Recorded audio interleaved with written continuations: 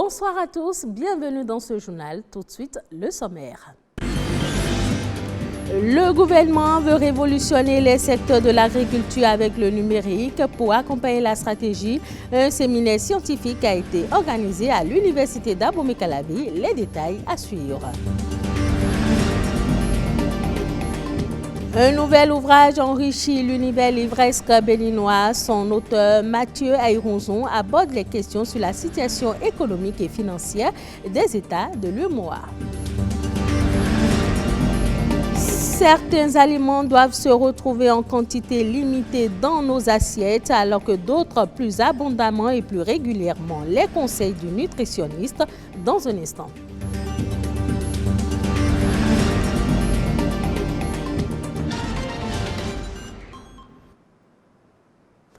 Opérer la révolution numérique dans le secteur de l'agriculture, tel est l'objectif du gouvernement béninois. Et c'est pour accompagner la stratégie du gouvernement que se tient une série d'activités sous la houlette du laboratoire de biomathématiques et d'estimation forestière, l'ABEF. Un séminaire scientifique s'est tenu vendredi dernier sur l'intelligence artificielle et l'agriculture à l'université d'Abomey-Calavi. Freddy Akbo, Oded Dossou. Plusieurs chercheurs, start-up et étudiants étaient présents à ce séminaire qui se veut être un creuset d'échange pour les acteurs de l'agriculture et des secteurs connexes. À l'ère du numérique, l'intelligence artificielle est un instrument indispensable pour révolutionner le monde agricole. Cependant, l'apparition des machines n'empêchera pas les hommes de rester au centre. Les secteurs connexes de l'agriculture ne resteront pas en marge de la révolution. L'intelligence artificielle offre plus de possibilités à l'aquaculture. Il y a des robots basés sur l'intelligence artificielle que les gens ont déjà mis au point pour automatiquement donner des aliments aux animaux en tenant compte de la croissance et des paramètres environnementaux, des paramètres physiques et chimiques de l'eau de façon automatique. Le gros défi pour les chercheurs à présent est de mettre au point des techniques de collecte de données par l'intelligence artificielle adaptées aux réalités béninoises, notamment sur le plan linguistique. Par exemple, pour le pré-diagnostic du Covid, il y a eu une solution qui a été proposée où la personne appelle et l'intelligence artificielle pose des questions en fond. La personne répond et automatiquement on l'identifie. En fonction de ses réponses, maintenant, en fonction du score obtenu, on lui fait des recommandations. Plusieurs présentations ont meublé ce séminaire qui ne devrait pas être le dernier du genre à se tenir dans les prochains jours.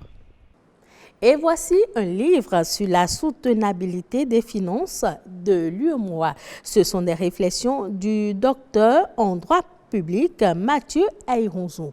Le lancement de l'ouvrage a eu lieu à l'université d'Abomey-Calavi. Il y aborde des questions ayant trait prioritairement à la situation économique et financière des États de l'UEMOA. Les précisions avec Ricardo Loïc-Bekou et Benol Djogbe.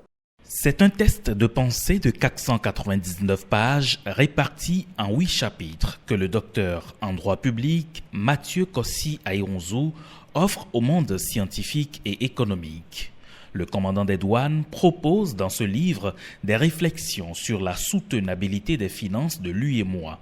C'est un document qui repose une préoccupation plus que jamais d'actualité. Il s'agit de l'autofinancement des États de l'UEMOA. Le budget de fonctionnement de l'UEMOA n'a pas de problème, mais par contre le budget d'investissement est un gros handicap. Au point où l'institution, l'Union, parfois, bien souvent, fait recours à des partenaires techniques et financiers étrangers, ce qui est un problème pour l'Union. Et de ce constat, l'auteur a posé une question principale. Quel est l'état des lieux et comment peut-on améliorer, garantir une bonne soutenabilité des finances de l'UEMOA aujourd'hui, demain et après-demain?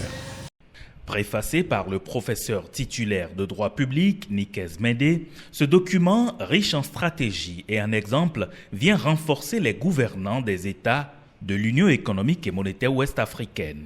Au thème de nos réflexions, nous proposons aux responsables de l'Union d'aller un peu plus loin.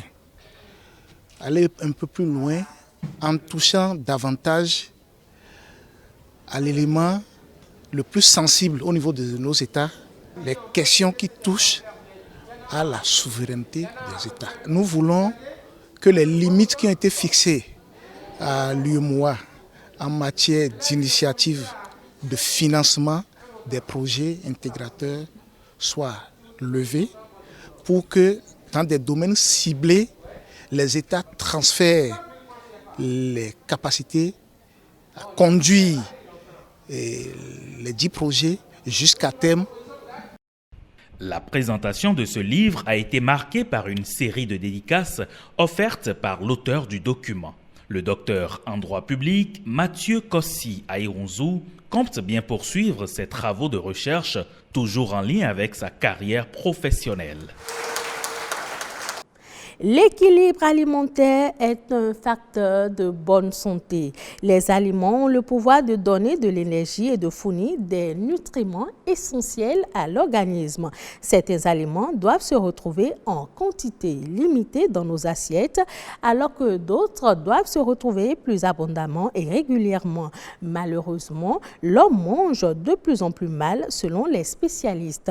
Rigobert Sosa, nutritionniste, nous en parle. Pour bien manger, il faut prendre des repas qui vont vous donner de l'énergie, ce que nous appelons des repas pour la fondation. Et ça, c'est les céréales et les féculents.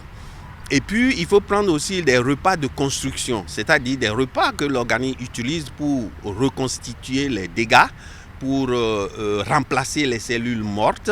Ce sont les protéines. Et aussi des repas maintenant qu'on appelle des repas protecteurs, et ça ce sont les légumes et les fruits.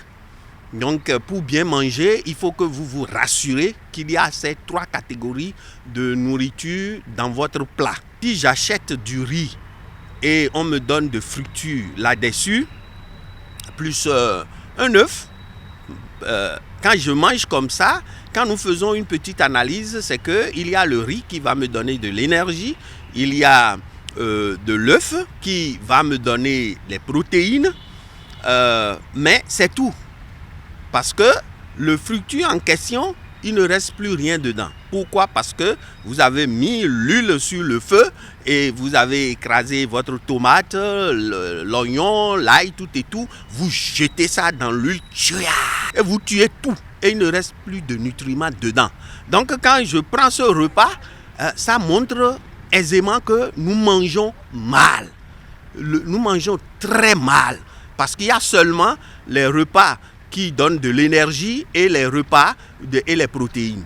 Donc en ce qui concerne la protection, nous n'en avons pas. Et l'histoire et la préhistoire nous a appris que les premiers hommes vivaient de la chasse et de la cueillette. Alors aujourd'hui, nous ne sommes pas différents des autres hommes. Mais donc, normalement, nous devons être plus végétariens que tout ce que nous faisons aujourd'hui en étant omnivores. Donc nous avons désobéi. On n'a pas besoin d'aller prendre des médicaments. Notre repas est notre médicament. Suivons à présent La Nation, bref, une compilation de l'actualité nationale ces dernières 48 heures au Bénin.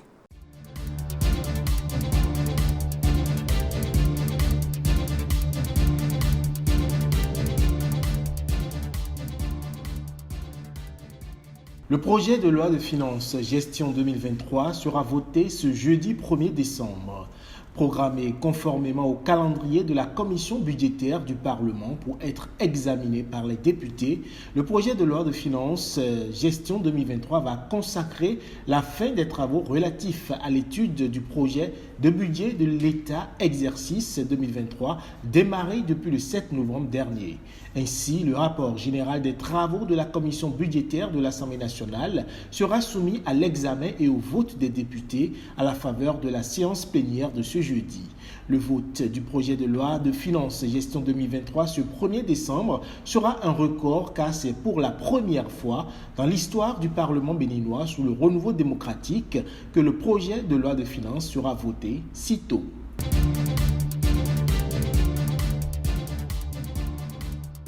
Le Bénin dispose désormais d'un code de la nationalité conforme aux dispositions de la Constitution et aux engagements internationaux auxquels il est partie. Il s'agit de la loi numéro 2022-32 adoptée mardi dernier par le Parlement et qui prend en compte toutes les évolutions en la matière en vue de l'adapter aux réalités du monde moderne. Il abroge ainsi la loi numéro 65-17 du 23 juin 1965 portant code de la nationalité béninoise dont certaines dispositions se sont révélées caduques et contraires au principe d'égalité des citoyens devant la loi consacré par la Constitution béninoise.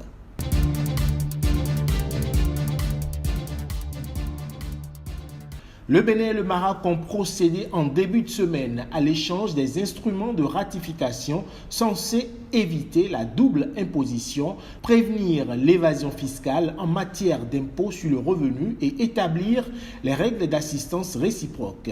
Un échange qui entre dans le cadre de la convention signée par les deux parties à Marrakech le 25 mars 2019.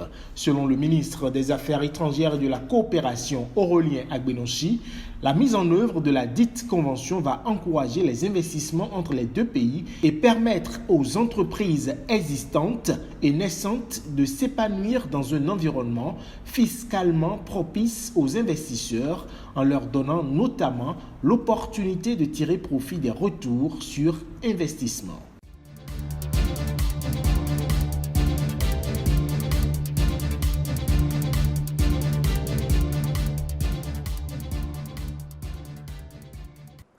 Hors du Bénin au Rwanda, la vente des avocats, le fruit évidemment, pourrait atteindre 8 à 9 millions de dollars, soit environ 6 milliards de francs CFA. Cette recette escomptée pour la campagne 2022-2023 va représenter le double du résultat enregistré durant l'exercice précédent. Selon les responsables, cette croissance d'une année à une autre, si elle se poursuit, pourrait voir le pays des 1000 collines engranger près de 36 millions de dollars, soit environ 23 milliards de francs CFA à l'horizon 2025. Une performance qui pourrait permettre au Rwanda de rejoindre le cercle des principaux exportateurs africains d'avocats comme le Kenya, l'Afrique du Sud, le Maroc et la Tanzanie. Et ce sera tout pour cette édition. Merci de l'avoir suivi. Retrouvez ce journal sur le site de l'ORTB, www.ortb.pj.